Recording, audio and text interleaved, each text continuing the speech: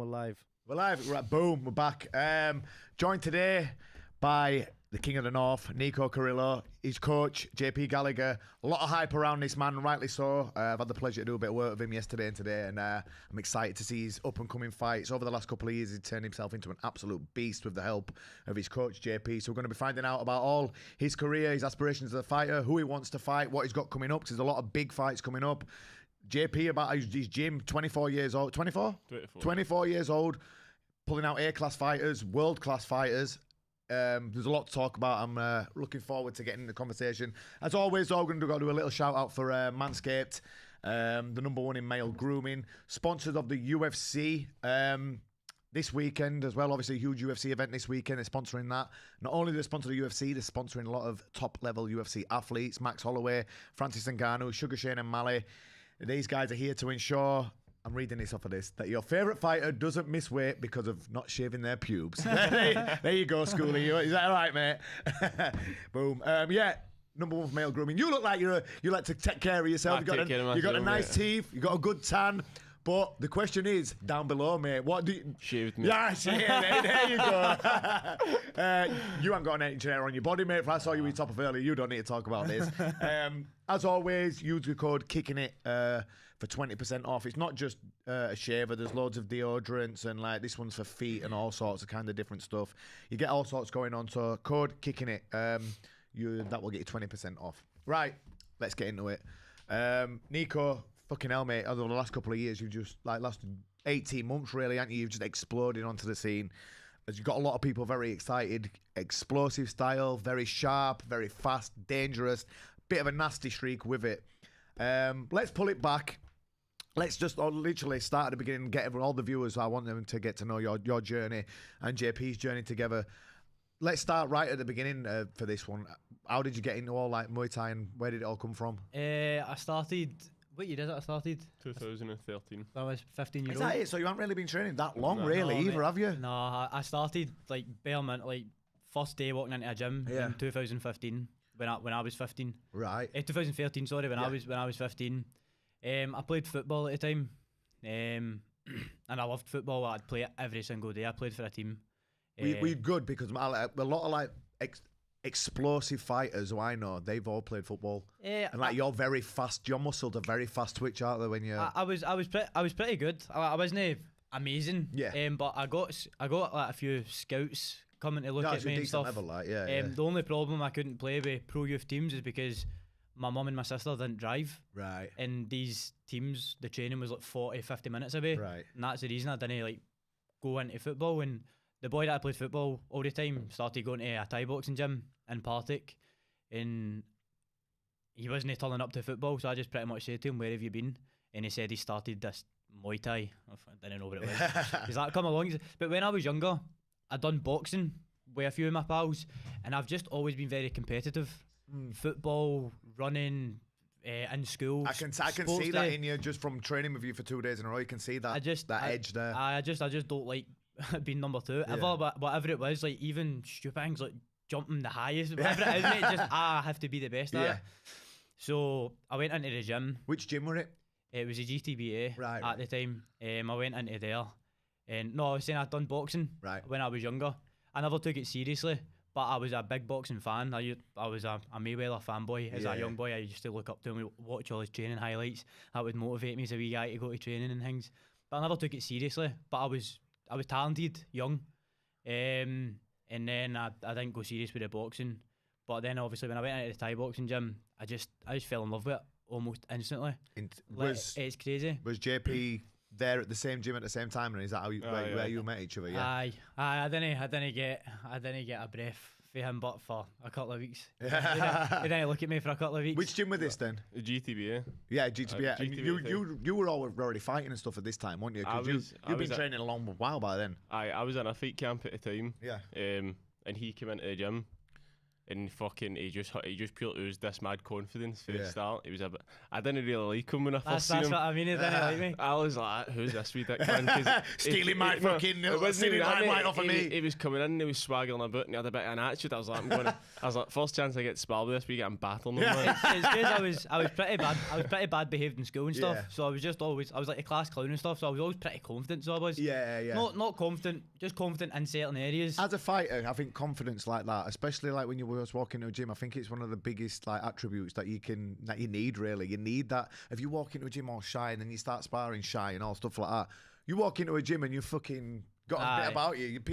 People will notice you and people will look, and that's what you've got now on like your social media and stuff like that. And like you've got that, and you've got that edge, and you've got that swag when you walk into the ring, but you're backing it up at the minute as well, which is why you've probably caught a lot of people's attention and everyone's fucking buzzing what's coming for you now.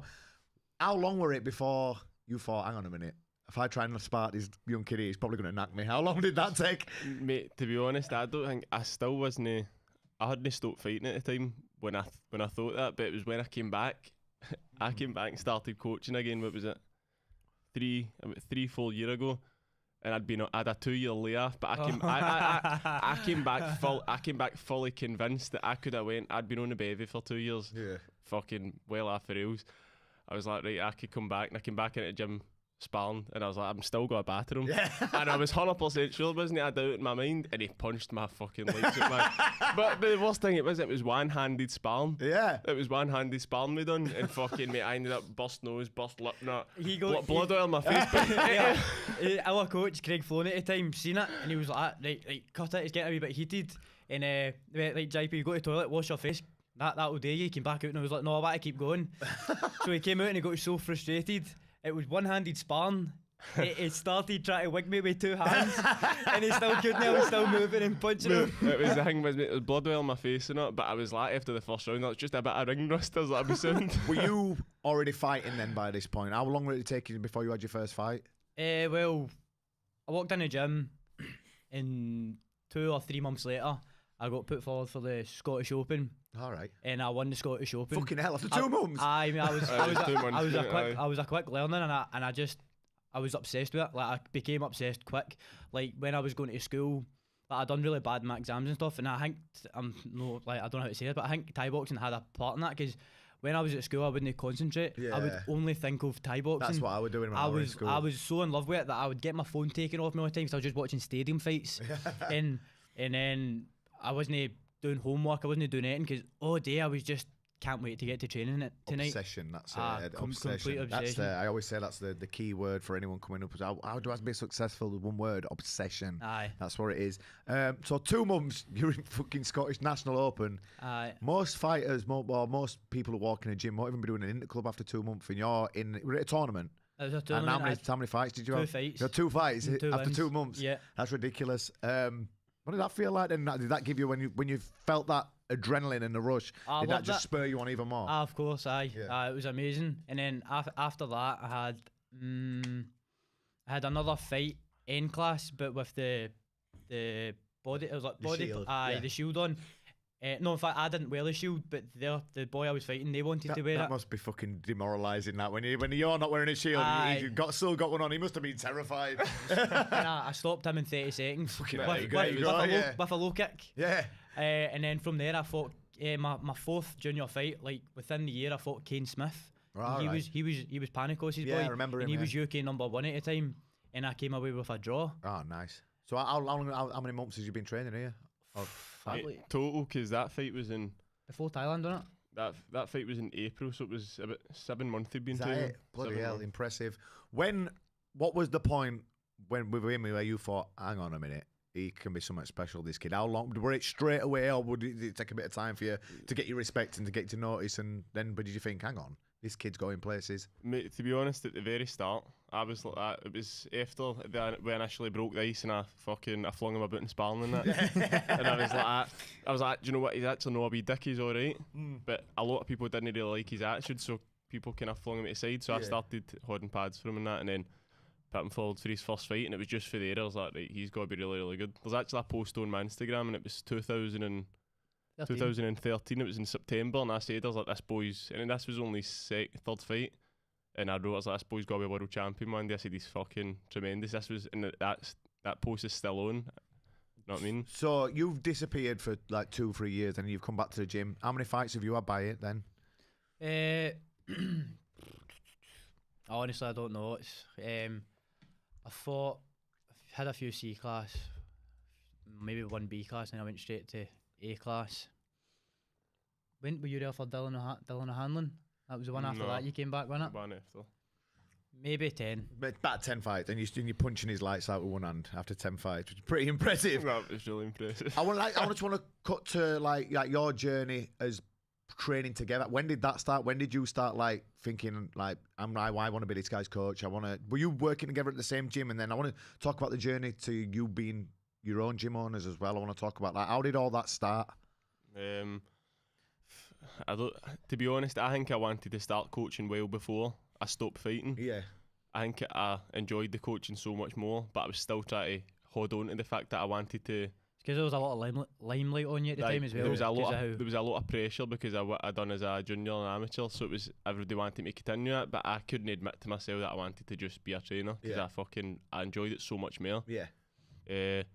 So I think it was one of the ones when I went away and came back. I just came back just to hold pads, but then it got to the point where the boys needed me there every single night. Yeah. So I just became that involved that I couldn't just half-arse it, and I was in a position to do it full-time anyway, so I was like, fuck it, and then we just... So when you started doing this, did you like think to yourself, you know what, after a bit, did you start to think, I wouldn't mind having my own place? Was that always like the goal at this point, or did you just think, you know what, I'm just going to stay in this gym, hold pads and see what happens, or... To be honest, no, it wasn't. It was just a few things happened, and then we wanted somewhere else to train in our own environment. We weren't going to make our own gym. We were just going to make a separate place to train, and then we just landed on our feet with an opportunity and went like made our own place, and it's probably the best looking gym in Scotland. Yeah, man. It's amazing, I've man. Never been, but the videos and that do look sick. So 24 years old as a gym owner. Do you feel like there's any pressure on you? Do you feel like the totally opposite of like that? Do you think because like you're young, you've got aspirations, as you being a coach, him as a fighter, is that how you see it, just like that? There is a lot of pressure because it's at the end of the day when things go wrong, I'll blame myself for it anyway. But I think the way we've got things set up, there's no real pressure. The pressure's on me if we don't do things properly. Then there'll be pressure, but the system we've got, if we do everything exactly perfect the way we do it, then there's no pressure because I know we've done the task at home's taken care of already. So I want to come back to you, Nico, because there were a few fights where you really started to get people's attention, and you've had a few stoppages that left up to body as well, haven't you?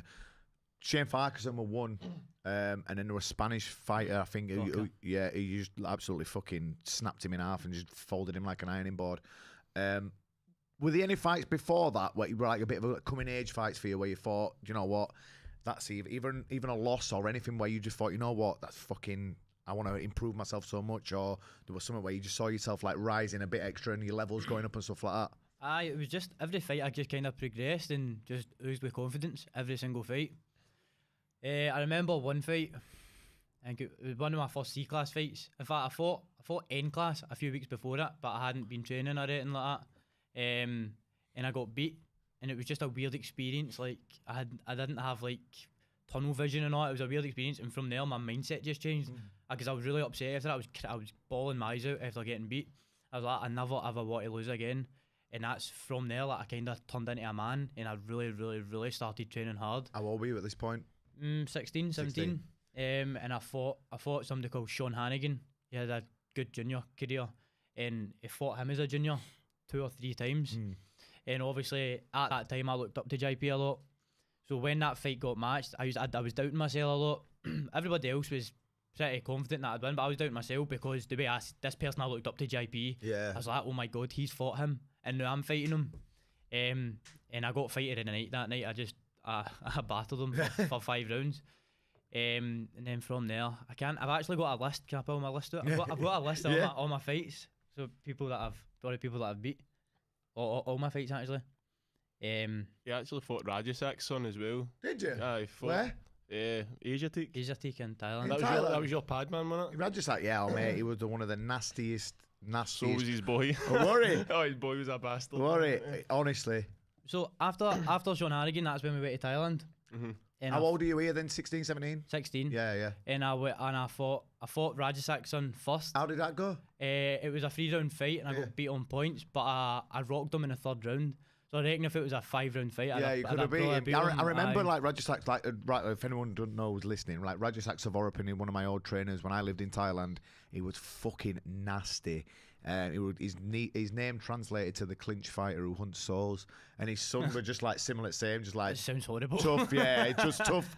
Like tall, slim, lean, strong. So that's what his son. And like I remember like watching him smacking his son with a broom one time because he wasn't fucking knee back properly. And he just walked over and just smacked him with a big broom. But yeah, so that's 16 years old fighting someone like that. It's a good one. That. And I absolutely got beat, but the experience was just over like took the feeling of getting beat. It was just an amazing experience. I was really happy with my performance because I knew who I fought.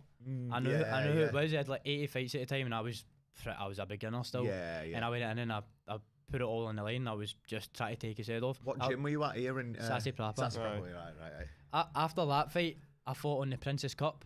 Is that right? That was the Princess Cup. The Princess Cup, and I fought Leonardo da Silva, who was a Brazilian champion, and he was actually meant to fight him.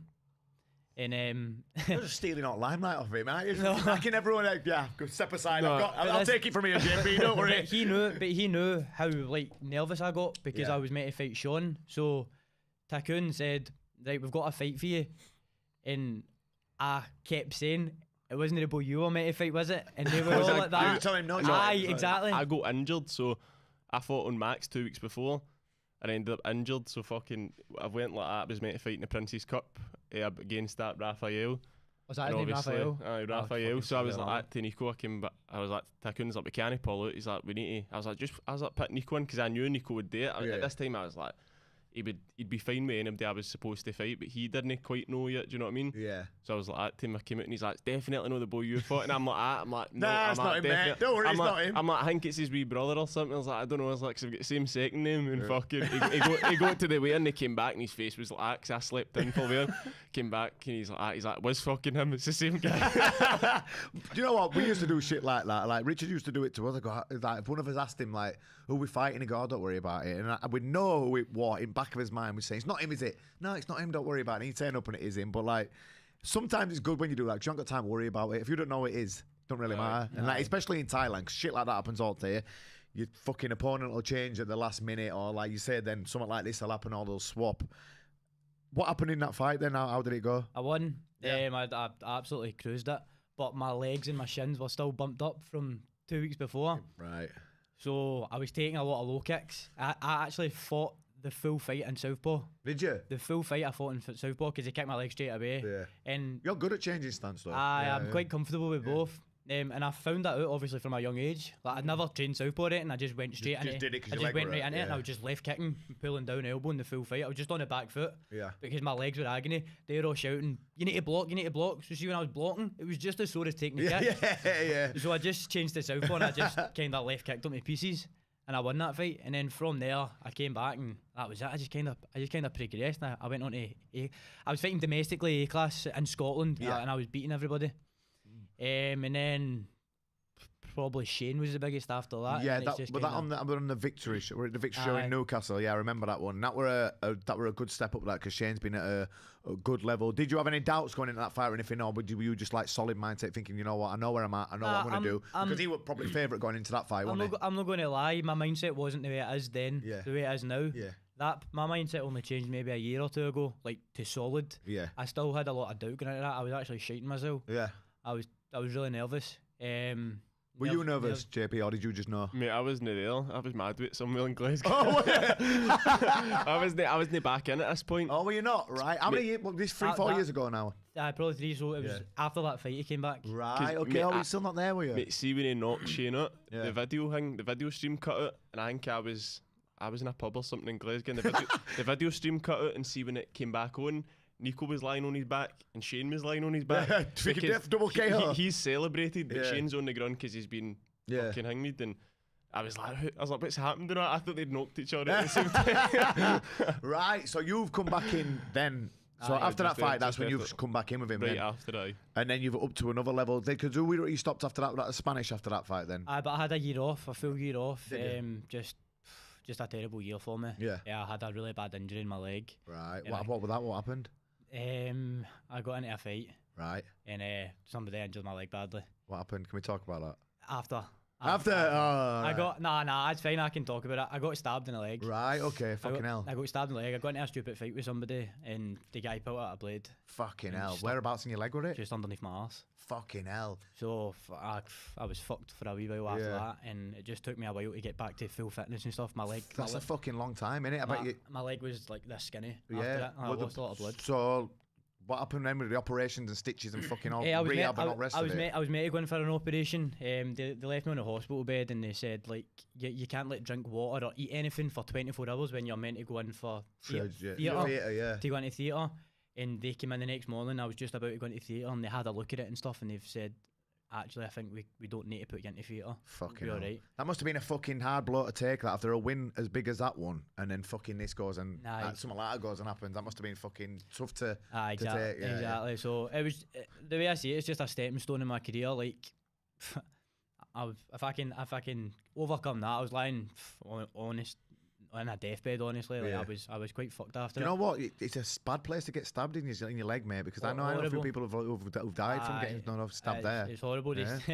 They said that if it was any higher, I'd have had to shit in a bag the rest of my life. Fucking hell. So that was really scary. Yeah, it yeah. was fucking terrifying. But how long were it then before you started to ease back into training after that? And obviously you said you had a year off. That's fucking, for someone like you who's been obsessed as you are, you fucking must have been driving your son wild, were you? I probably wasn't in a good place after that as well. Yeah. I kind of went off the rails. Yeah. I didn't fall out with Thai boxing, but I was just getting mad all the time. I wasn't doing the right things to recover. Yeah. I was just probably feeling a bit sorry for myself, and I was only. It's easily done when you fucking had something like you were in love with taken away from you like that. I was 18 when that happened. Yeah. And I just started getting mad all the time, and I realised that but I changed completely as a boy. Like I was a horrible person. My mum didn't like me, my sisters didn't like me, my full family seen that. Like I would get my back up really easy when anybody would talk about me. I would be really defensive really easy. I was just in a bad headspace altogether. Do you think it's obvious to do just because you want training, want doing what you love? Yeah. Were you depressed? Probably. Yeah. I probably was depressed. I definitely was depressed. So I started going back into the gym. Started just slowly kicking and things like that, and then obviously that was months obviously that I wasn't training. I slowly got back into it towards the end of the year, and then went into a fight camp for Alex Das. Alex Das was March. So was that Spanish? Yeah. So I was training, but I wasn't like in a full scale fight camp. I was training, getting myself ready to go into one. How long did it take you to get your mindset back to what it was before the Shane fight then? Was that a while before that came back in, like that killer instinct and stuff, or were it still just there? I don't know. I can't actually remember. I knew that I was missing it bad. Yeah. I knew I was missing it bad, and I kept saying to Craig Flown, I'm ready to fight this year and see if you've seen the scar. It was raw. Yeah. Like, if I took a kick there, probably just squirted everywhere. Honestly, it was raw, but I was telling myself, it's fine. I'm clever enough, I'm good enough to do this, that, and the next thing. But really, they were just looking out for me. It would have been stupid putting me in a fight in that same year. So I got myself ready, and I recovered pretty well from it. So I did. Obviously after probably going into depression and things like that. Yeah.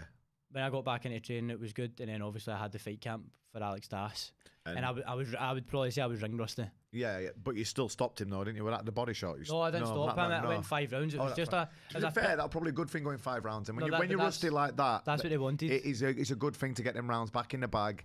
You're back under the big lights and that. If you just gone in and blasted someone straight out, you wouldn't probably got out from it, would you? Really? Would you? Definitely no. And you know what's funny about that? The next fight.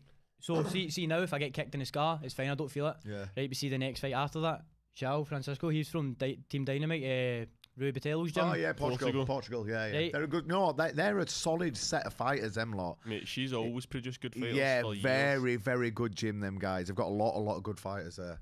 So that was in the Blitz. That was my next fight, right? And the first kick he threw hit me in the scar. Who was that we fought? João Francisco. Yeah. He was on Infusion. Had contracted Infusion. He had a lot. So he was more of a K1 fighter, but he came up with like a jab cross hook low kick, and it hit me on my scar. Did you feel it? Southpaw the full fight. Oh, really? Straight away, man. Yeah. I went back to the corner. I was like, holy fuck! I don't know if like this is hardcore. This feeling. I just went southpaw the full fight and I just played it smart. That's like you said there. We mentioned earlier about how good you are at changing stances. They went like the only time you've done it then is when you've been hurt, when you've had to do it. Aye. So you're not like just naturally doing that because you're thinking, but you've learnt you've trained basically by getting hurt, and so that's a fucking good. I'm shite in southpaw, me. I can't do anything. I can throw single shots, but when it comes to combinations and blocking and stuff like that, I can't fucking do it. To have something like that in your armoury, just if that bum plan's not working, just to switch up like that. Because when I had you on pads earlier, I was surprised about how good your combinations and stuff were from southpaw.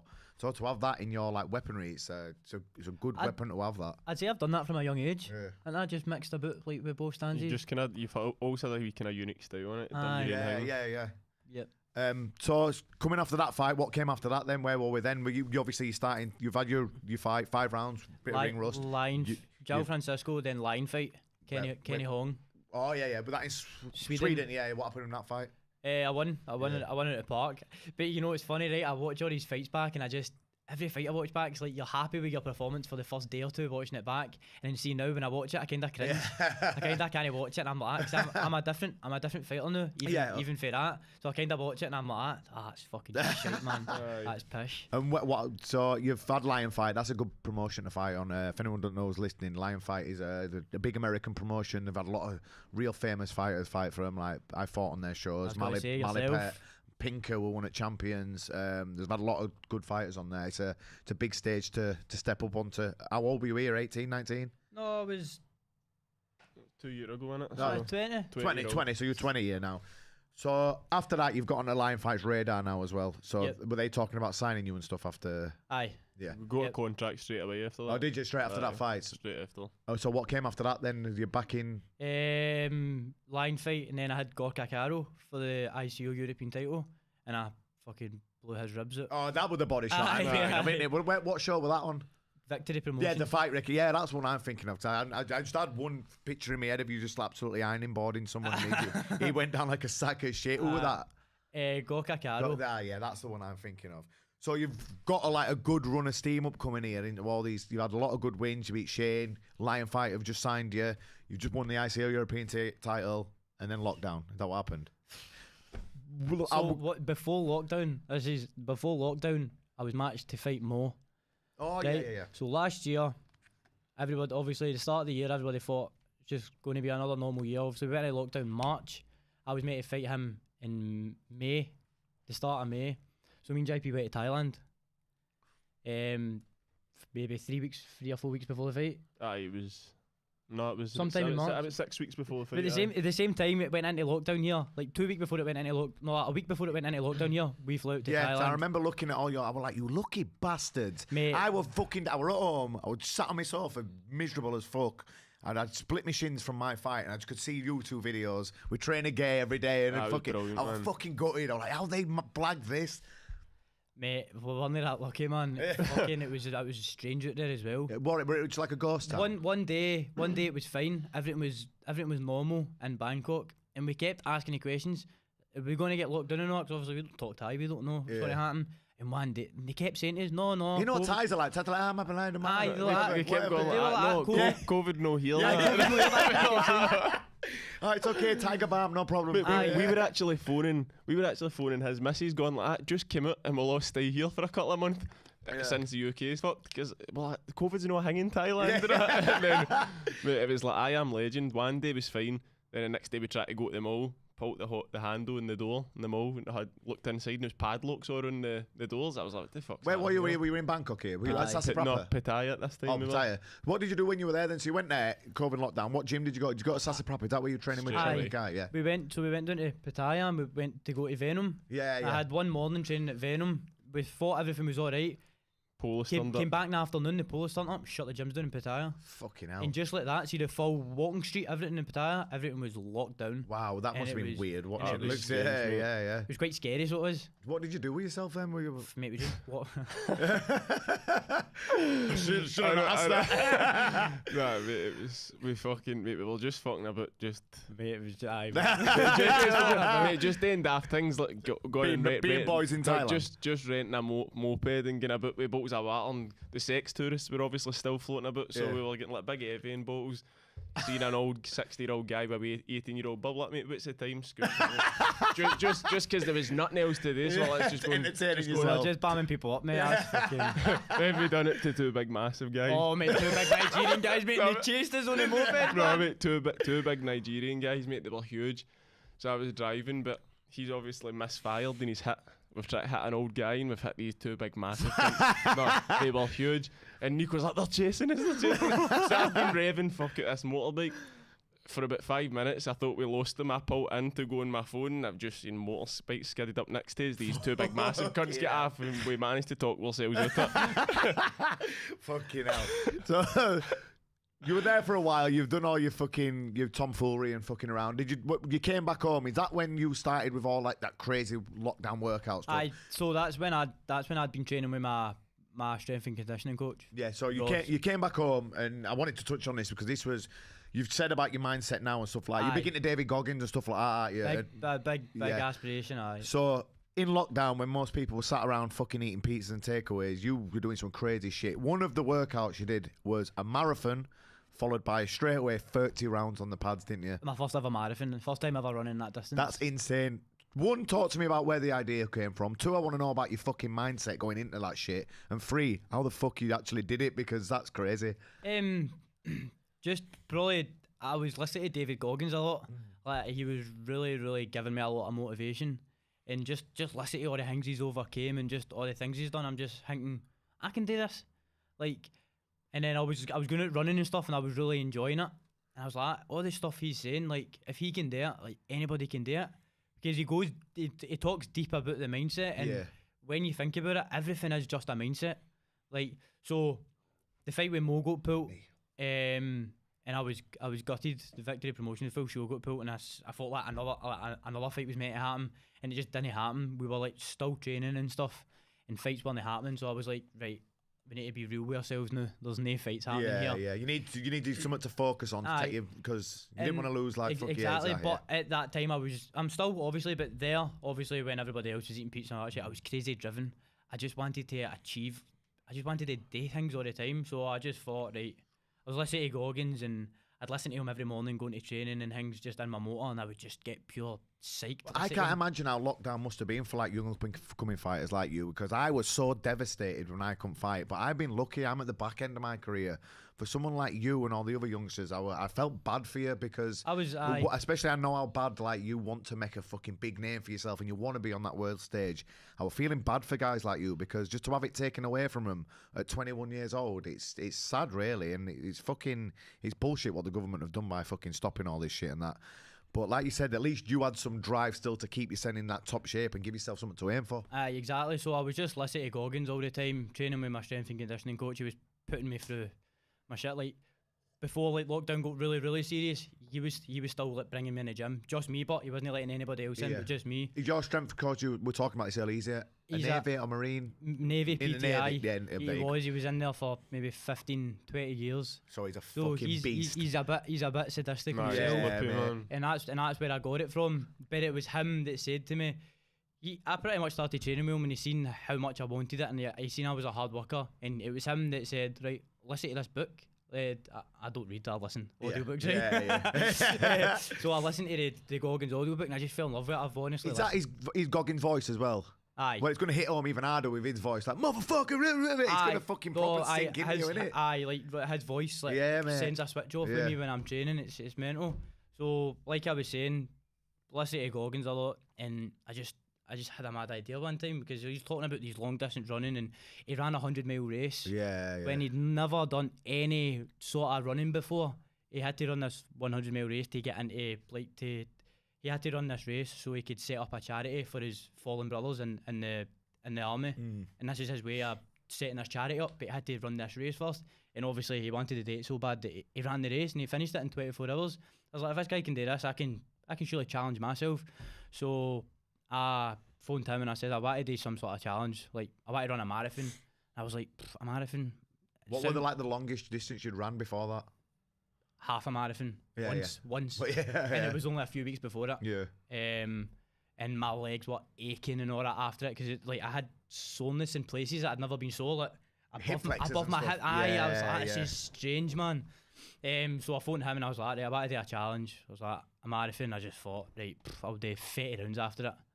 And I just kind of came up with it in my head and just went, let's do it. I couldn't even imagine doing 30 rounds on pads, let alone a fucking marathon before it, mate. See this day, the day that I done this on, it was one of the hottest days in Glasgow. Bear in mind, it'd been raining for a full month before it, and then this one day it came to it, it was about 24 degrees in Glasgow. It was roasting, mate. Hot. That's like fucking Dubai for Glasgow, that 24 degrees up there, mate. So see when I run now, I was telling you earlier on that I run with a boy called JP Gallacher. He's sponsored by Hawker. Right. He's actually a triathlete, so that his job is running. Like he runs. He does all his races. Hawker send him out like 3 pair of shoes a month. He does like 100-mile races and stuff. Wow. So I run with him now and he like paces me and do you know what I mean? Like, it's more enjoyable. But that first day I didn't know him at the time when I done this race, when I done this run. So you were just winging it basically. And I had 20 people on bikes with me, right? So when we shot off, I was pure buzzing. I had all the people that support me, and I shot off the first half marathon. I was just full of adrenaline, flying, and I done it on concrete, the full marathon. Yeah. Shot off, but I didn't do like a loop. I just done to a point and then turn and run back. And see, when I got to the 13 miles and done that wee turn, started running back, and I just ran far too fast, because I done the first half marathon in like an hour and 20 minutes or something. Fucking hell. That's ridiculous. I was running, man. I felt unstoppable. Yeah. And then I turned and I just went, woomph. Fuck yeah, I hit a wall, man. Yeah. And I heard people talk about hitting walls and all that. I was like, nah, I'll be alright, man. It's a real thing. I hit a wall and I was like, oh my, and it felt like I was actually just dragging my feet along the ground, and it was roasting hot, sweating. I finished it, and I finished it in 3 hours and 38 minutes. It's still a good time. Which is actually a very good time. Yeah. And then I lay on the ground for like 5 minutes, scoosh water in my face, and where I stopped is maybe a minute walk to my back garden, and that's when I was doing the pads. We had the mat set out, pads and all that there, and I walked over. I actually had to walk over with JP and somebody else like that. Fucking my hell. legs were destroyed, because my first time doing any kind of running like that. And I took like the boy who knows what he's talking about with nutrition put a lot of sugar into my water, and he knew what he was talking about, and he gave me it. And mate, it was weird. It didn't do anything for me. I was still fucked. So we started hitting pads, and I was knackered, and I would have like a minute or two rest. But I would go into the shade. But see, when I went into the shade, I would be freezing cold. Yeah. Right. And then see, when I was hitting pads, I was too hot. So he told me that my blood levels were shooting all over the place. Like, it was starting to become unhealthy. Right. So it was. And then obviously a few rounds later, I collapsed. Oh shit! Yeah, I read about that. Just completely collapsed, man. I finished the round and fucking everything just. What round are we on here, pads? Maybe 15, 17. So I think it was just over halfway. So aye, mate, and mate, I was roasting hot, man. I fucking just collapsed, man. And it was weird. I remember it quite perfectly. Even though I collapsed, I remember it. I was like, like cutting weight. Yeah, and yeah. You're just fucked. Just fucked. You just actually can't do it, and you need to get people to drag you out and all. Yeah. That was the feeling I had, right? But I could still hear everybody. So they wrapped me up in a blanket, and Andy at the time was saying to JP, he was like, right, take his wraps off, that's it, it's done. And I could hear them doing this, and JP had my hand like this, and he started taking my wraps off, and I just fucking put my hand away. And something happened, mate, and I just sparked. I was like, fuck that, I've just ran a marathon and done 15 rounds, we're finishing this shit. Yeah.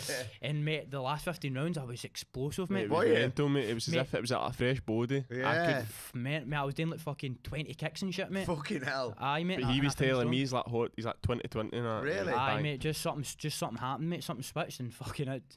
And that was it. That's mad. How did you feel after that then? Mate, a couple of days I felt like I'd won a fight. Yeah, really. Well, do you know what? That's fucking impressive, that, to be fair, That's mate. what it felt. Very impressive. I felt like I'd won a big fight. Yeah. And it felt Do you know good. what? It's just a moral, like, an insight into your own victory, that knowing that if you can put your tape out, I'm going to do this. Exactly. You've broke, like, some fucking just mental barrier. Sense of achievement. Yeah, you broke a mental barrier in your head where you know you can take yourself into the depths of hell now. So if you've been in that situation, like a fight, like in round 3 and 4, and it starts to get a bit hard, think about that fucking how bad that was for you. It's going to be easy. And from there, I've done some mad shit with my strength and conditioning coach. I've seen you all out running in the woods and shit like that, and doing some crazy hill sprints and talk us through like one of your sessions like that. Just give us the breakdown of top to bottom. So, James, you remember the once a month they would put on a class, an extreme class it was called, and it would maybe be like 5 bodies that would show up. Yeah. Right, and this was out in the winter, and we weren't allowed to not come to this. I had to be there. Right, so the extreme classes were crazy conditioning, like 20 cal on a bike, straight into burpees, like no resting. Like it was like a PTI session and it was a 2-hour session. So we would start with just squatting. We would squat, then we would hold a squat, then we would crunch in the squat, and then back into squatting, no rest, back into squatting, then straight into like commando crawls, and it was winter outside, so etc. From outside we would go in, like so would they. Sorry, I just mixed all that right up. So from the start we'd do like a conditioning set inside, right, be stinking on the bike and stuff. Then we'd go outside and we'd do that. And then it would be pouring a rain, freezing cold, and mate, Scotland's freezing in the winter. It's not nice. So what we would do is we would do bear crawls in the grass, which is freezing cold, bear crawling, burpees, whatever. And then there was always a big, massive puddle right outside the gym, and we would bear crawl through that, and it's freezing cold. And then we would kick water in our faces and things like that. And then we would have to do sit-ups in it, and he would give us a number, or it would shout out random questions and we have to respond fast, and if we didn't respond fast we had to do everything all over again. Fucking so hell. It's to keep your mind sharp even when it's under so much scrutiny. You know what I mean? So we would be doing sit-ups in the puddles and it would kick water in our face and it feels like you're drowning. It feels like you kind of panic because it's so cold and your water's getting kicked in your face, and then we'd go, what's your full name, or what's 9 minus 3 or something like that, and you'd need to answer really quick. Fucking and then hell. If you didn't, you'd just be up sprinting back down, just keep going. How long did that last? That was a 2-hour session, so that was just one of the sessions. Another one of the sessions, the first time I ever, that was a class, so we knew what was expected. The first time I ever done it with me though, it wasn't expected. You were there, weren't you? The first time I ever done it, we done a really hard conditioning set, and I had I just finished doing a hard set, and then the session would normally finish, but I think like one of his PT cancelled or something, so he was like, right, fuck it, we're just rolling this on.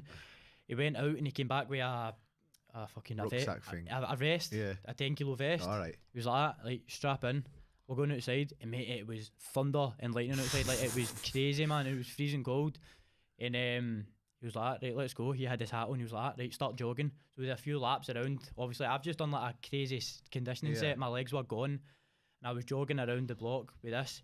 And then he would say, right, bear crawl through the puddles, and the puddles were really deep.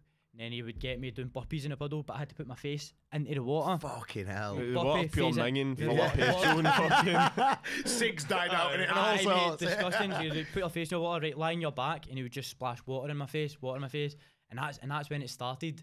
And then obviously we went to the extreme classes, and then like it would just do like once a month or once every 2 months it would do that.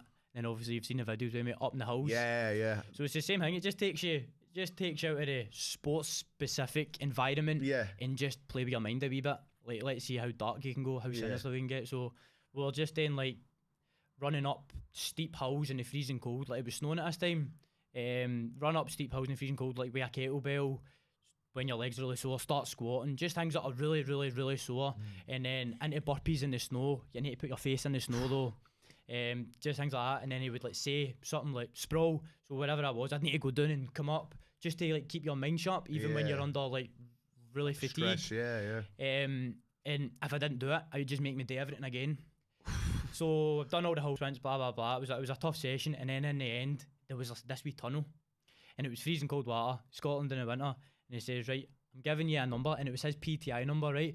As if he told me this number right now, I wouldn't remember it now. Never mind going into a tunnel, head underwater, freezing cold. So he told me this number, whatever it was, and he said, every time I tell you to say this number, right, you can stop.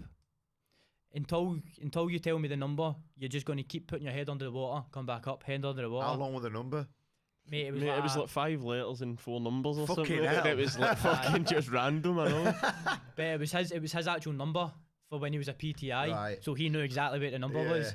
So I would go through this tunnel. It was like a wee tiny, because it was quite claustrophobic, then I'd fall out the other end into a wee pond, and I'd sit there and he goes like that, right, head under, right. See, as soon as you put your head under, mate, you forget everything, mate. You just want to get back. You just want to get back up and breathe, and you're like, and he goes like, number, and I'm like, P2. He's like, nah, back down. Head under again, back up, number, and I'm like, P8, fuck. He's like, nah, back down. He's like, right, I'm going to give you 5 seconds this time. When I came back up, I'm like, I actually tried to stand up and I just started falling all over the place, like you're dizzy, freezing cold, under fatigue. He's like, I'll give you 5 seconds this time. I'm like, number, no, back under, man. How long did this go on for? I was sitting there like that, man, no way. 4 times my head went under, but I'm telling you, this felt like the longest time underwater. And how long were you under the water for then? A second. Really? Just head under, head up, nothing, mate. And I felt like I was drowning, mate. Every time I came up, mate, my head was agony. And obviously I need to remember this number, but see, every time I came up too fast because I was panicking almost, but I was getting really dizzy, I know, and disorientated. I ended up getting the number and crawling out, man. I was just lying there like that. One of the hardest things to do when you're tired is think. Like exactly.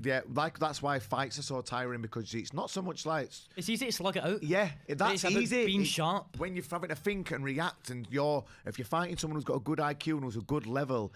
Like in sparring, when you're sparring with someone, like you end up getting into a war with someone, that don't tire me out.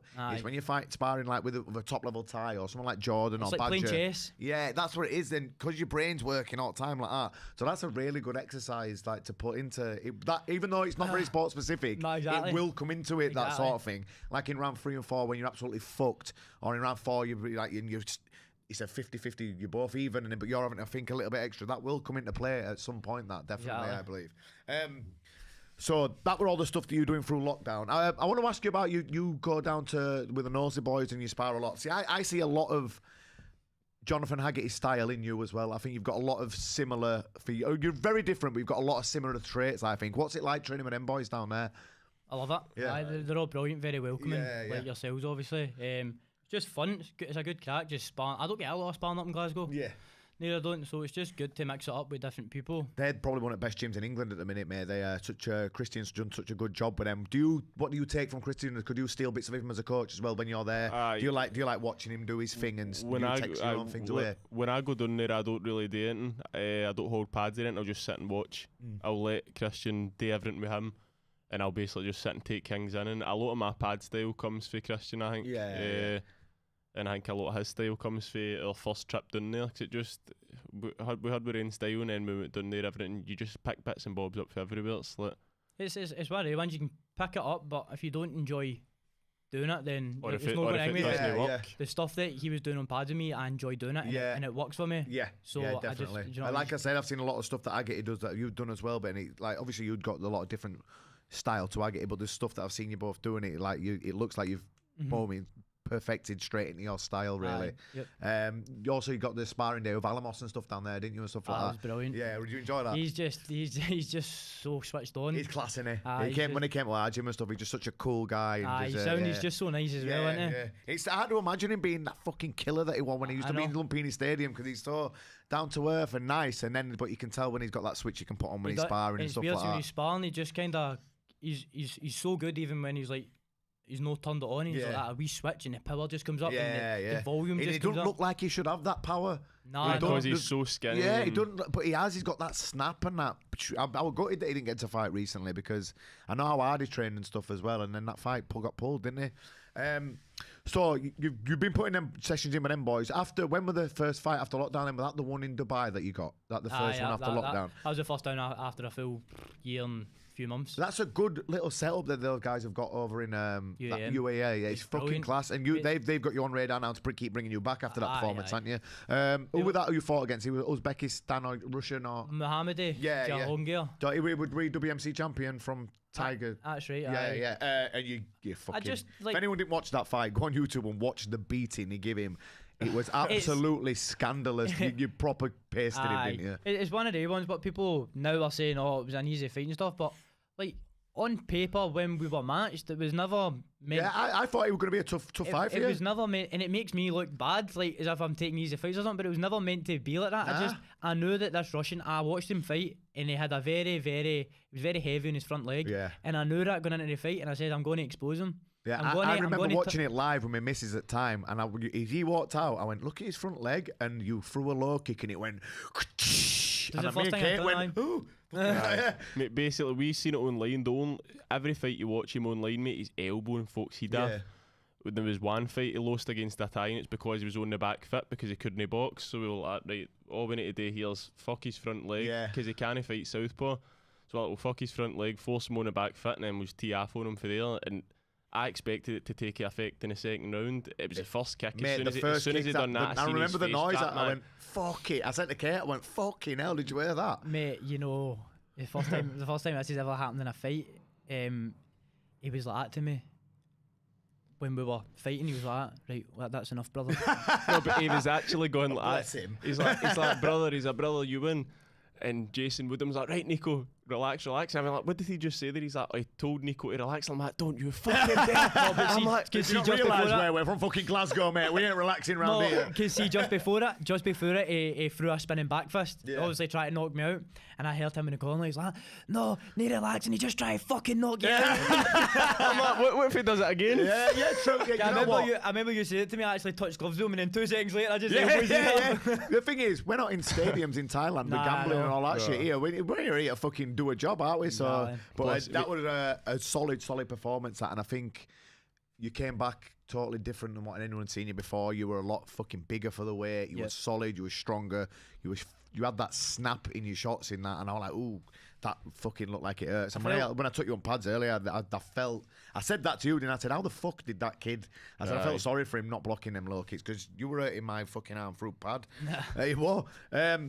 So after that, obviously, then it was you're going to be fighting with Carrillo Coakley, weren't you? Aye. There's been a couple of good matchups that have been in fruition in that division for you, aren't there? Obviously, there's a more one which didn't happen, and then there was the Coakley one, but unfortunately, you got injured, didn't you? You had Coakley, and then you had a world title fight in Dubai back to back, didn't you? And you had to pull out of them both, unfortunately, didn't you? So I actually gave Coakley that fight in Dubai. To make up for not being able, because I know what it's like getting pulled out on, and I don't want to be made a bad person. Like I'm pulling out fights and stuff. I know how it feels, so I thought that was the right thing to do. Yeah, of course, I still want you to fight, so you can take this opportunity in Dubai. I strained the ligaments in my wrist. Mate, I couldn't move my wrist for fucking about 5 weeks. I went through the full Coakley fight camp, no punching with my left hand. I was all right. I was getting on all right, but one day I punched again. It was a body hook I threw. I thought I've no punched here in about 4 weeks. Let's see how it is. Fuck you, man. Oh, screaming. Straight to hospital, man. I went straight to the hospital. Obviously, when you train as hard as you do as well, like you're picking up little niggles and stuff like that. I can deal with niggles like the new that I said earlier on. But you're going to keep making it worse and worse and worse. So you did the right thing there. They said to me that if you keep doing what you're doing, where the strain's at now, it's very recoverable. They said if you keep going, it's going to get operated on. So I don't want that. Ligaments are worse than bones, mate. If you like tear a ligament or something like that, that's fucking months and months.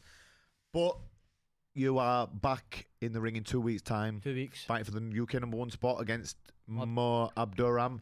Now, he's coming off a controversial win against Jack Kennedy. Obviously, he has got some very good wins on his record. Manachai, he knocked out Coakley. He's got Jack Kennedy on his record, even though I believe that were a controversial decision. How do you see that fight going? It's going to be... he's aggressive and he's unorthodox. You're very aggressive, very sharp. It's going to be fireworks, I think. How do you see that fight going? Let me ask JP how he sees it going first. How do you see this going, mate? Mate, I have no one single doubt in my mind that Nico's going to make it an easier fight than everybody thinks. And that's no disrespect to Mo. I love Dean's coach. I'm right tight with him. I think Mo's brilliant, but I think this is when we're going to see the real version of Nico is against somebody saying his own in the level that he should be at. And this is when all the people who are saying he's not ready for this, he's not ready for that, and I'm not sure about him, we're all going to eat their words and they're going to be like, no what? Fair play, that boy's a real deal. Yeah, because you are massive for the 63 kilos. Mo's also massive. He's aggressive. He likes to fucking put it on people, doesn't he? You're very aggressive. I'm really looking forward to the fucking explosion that's going to happen. 24th of July. What show is it? Where is it? It's Rory Crawford's show. It's in Croydon. London. Oh, you're in London, right. So that's your thoughts, mate. How do you see this one going? Are you looking forward to stepping up to this challenge? Because obviously Mo, he's got all that and then wins on his record. Are you looking forward to fucking saying, look, I'm ready for this shit? Listen, mate, I can't wait. Mate, I just think when I'm fight ready, I don't see any, like, as it gets closer and closer to the fight, I just grow in confidence. When I'm sparring with people and I'm throwing people about, and I just get more confident as it comes to fighting. I think when I'm fight ready and my mind's super sharp, I don't think there's many people in the division that. So you've got around that weight, the fights that have been talked about for you, they've been Bendon, there's been Coakley. Obviously, will that be one you will look for after this fight then? If you had your way, victory against Moore, then would you look to fight Coakley next? Do you reckon that's on the cards next? Coakley's Coakley's on the cards. Oh, when's that one then? December. All right, where we're talking about that Victory. one? Oh, nice. So that's another big one for you there. I don't even know if we were allowed to say that. Nah, fucking. We've said it now. We're live on fucking internet, aren't we now? I felt the pressure there, and you blotted it, man. Bastard. Well, we said it now. There you go. They got something very good to look forward to there, because that'll be a great fight. Obviously, there's Jack Kennedy and stuff as well. Aspirations for you around this, because you've got a lot of good fights around like England and Europe and stuff. I'm very sure after seeing you train up close and personal recently, that it won't be long before you are rocketed onto the world stage as well. Where are your aspirations for? Is it like one championship and stuff like that after that, yeah? Got to be, mate, hasn't it? Like, at the end of the day, one championship I don't know personally, but they seem to be paying the best. Yeah, it's the world stage, but I mean, I look at boxers and how their lifestyles are and stuff, and I'm thinking, us Thai boxers put in the same amount of work in the same amount of time, right, and we don't get paid the same, and we don't get put in the same pedestal and stuff, and it's a wee bit upsetting. That's not why we do it, obviously, but when you're doing it full time, it would be a bonus to get to that stage and get paid nicely for it. You know of course, but you've signed with Lion Fight as well. Is the Lion Fight world title in talks somewhere as well? He's next in line to fight Ramesh Habib. Rami, yeah. But it keeps. I think he was injured, and then obviously last year it was scheduled twice. It got cancelled because of COVID now. But he's fighting in Lion Fight in October. The 8th in California. In Cali. So Nice. Realistically, that should be for the Lion Fight world title, and it should be against Ramesh. So hopefully Australia can get into America, and hopefully we can get into America. And everything works. But I'm sure if there's no restrictions, that will be the fight for the 8th of October. If that happens, then it's a big year. Yeah, it's going to be fucking. You've got a lot of potential for some massive fights for you. Let me just, before we wrap up, let me just ask you this, mate. 5 years from now, where do you see your gym and where do you see Nico? I think we'll have the best gym in the country in 5 years' time. I genuinely do, with what we're bringing through. And I think Nico will be the absolute pinnacle of the sport in 5 years' time, 1,000,000%. Yeah, because you've also got your young Stevie Irvine, who's doing very well for himself. He did beat John O'Chip Chase on the victory show, didn't he? That were a good win for him. He's got a lot of. Did he rise and? Oh, do you like to say that? He's going to. Yeah. We're going to take Stevie to Japan and take him down the K1 route. He's actually in line to fight Tension. Oh, you told me about that. So he's in line to fight Tension. There's just a couple more boys in front, because that's like the money fight in it. If you fight Tension, you get fucking getting paid. It's like 40 grand or something. Do you know what I mean? Yeah. So there's a few boys in front of Stevie, and then it's just a case of they said they'll give 6 weeks notice, and that'll be in Tokyo or Osaka. So we're just kind of waiting on that now. Stevie's beast. Yeah, mate, I like watching him on pads with you. He looks very, very good. Boys, sorry for interrupting. I was about to say, School, before I wrap up, do we have any questions on the YouTube? There's a few questions, but also there's an update on Instagram, and people are wanting you to shed some light. Is it news to you, or what? It is. So what's happened? Liam can't fight now because of some ridiculous travel restrictions, apparently due to, is it COVID, lads? Absolute fucking bullshit. I feel so sorry for Liam, right? The guy went to Thailand and trained his fucking ass off for about 5 months or something ridiculous. Couldn't get a fight in Thailand because all the fights in England had stopped. So he went to Thailand where the fights were still happening. When he got ready to have a fight, a week before he went to have his fight, COVID hit Thailand badly again. It got stopped in Bangkok, so he went down to Samui. He trained his ass off in Samui, but they told him he could fight there on Thai Fight, and it kept getting put back a week. Couldn't get a fight there. Come home, gets told he's fighting the best 70, probably the best fighter, one of the best fighters on the planet, 72 kilo, for the best title there is, the WBC title and the WBC Diamond title. And then this fucking happens to him. It pisses me off. I'm sorry, I'm getting fucking irate here. It pisses me off with shit like this. Why can't the guy do a test and just fly into fucking Belgium? Mate, it's fucking brutal, man. It's fucking us all up. Exactly, mate. Like I said, for young guys like you and Liam, it's fucking... I'm not alright. I'm alright. I'm fucking 35. I've done all my shit. Do you know what I mean? And I know how depressed I am that I haven't been able to fight for this long. So God knows how these lads must feel. It's Mate, there's football players flying all over the world. you know what I mean? Fucking, Bullshit, mate. Tennis players. Tennis is fucking shit. Yeah, exactly. No one's fucking watch that. Fuck tennis. And fucking, I mean, and boys can't get into Belgium, which is 2 hours away. Do you know what I mean? Unbelievable, fucking mate. Yeah, so I think that's what's happened, Schoolie. I might be wrong, but I think that's what's happened, Yeah, mate. I think a few people are coming in just saying there's travel restrictions. Fuck, why can't you get to Belgium? What the fuck? Shocking, man. Honestly, fuck me. Go on, mate. What else is there? We've got Dan McGowan in the comments. Oh, he loves it, McGowan. What's he saying? Ask JP about Natty Love. I don't know what that means. No comment. Told me about it before, hasn't McGowan? Go on. What else? 5 stars. So Nico, question for you, mate. We've got Josh Miles on YouTube. Do you have any tips for a beginner? Just keep going. Just keep doing what you're doing. That word, what we said earlier, mate, that's the best one. Obsession. That's the best tip. I mean, it helps if you're obsessed with it. I mean, you can't kid yourself on if it's not in your heart and you don't feel pure fire, then you're kidding yourself on. But if you are obsessed, then well, that's it. And just keep going. Don't let anybody tell you can't do it, and just push on, mate. Right. Vanderpant 2116 on YouTube. Ask the Scottish lads if they are supporting England this weekend or in true Scottish fashion will be rooting for the opponents. It's coming to Rome. Do you know what? I don't get? Me and my fucking mate, right? Well, me and Schoolie in there, we talk about this all the time. And me and Fish all the time. All our Scottish mates fucking hate England, right? They all live here. And Irish. Yeah, and Irish. And Malidi. Malidi's worst one out. Lottie went and bought a fucking Italy top just so he can wear it on Sunday, Malidi. He did. They all live here. Whenever I remember in World Cup 94, when England didn't make it, I was supporting Ireland because I wanted Ireland to win. I thought they're closest thing to us. I want them to win. I fucking supported all Jack Charlton's boys in that one. I thought, right, Ireland will love it. They fucking hate us, mate. No one wants us to win anything. Freedom. Yeah. Do you know what I mean? No one wants us to win shit. Oh my Scotty, like Les Goff, he'll be listening to this at some point. Fat bearded fucking I've wanker. actually seen you and him have a full scale argument online. I actually thought it was serious. It was me and Les. Aye. Oh mate, yeah, but yeah, fat wanker. He won't fucking. He'll be listening to this at some point. Yeah, The most Les. Yorkshire bloke you'll ever come across. Yeah, mate. He speaks more York. Hey up. Yeah, the bloody wet. See, that's how he speaks, mate. Massive Leeds United fan, massive Leeds Rhino fan, but hates England. Yeah, but hates England, even though he lives here. But yeah, we'll let you off. It doesn't matter. Go on next. Another question for Nico. I think back to the training. How beneficial for the body are those strong training sessions? Obviously, it's beneficial for the mind, but for the body.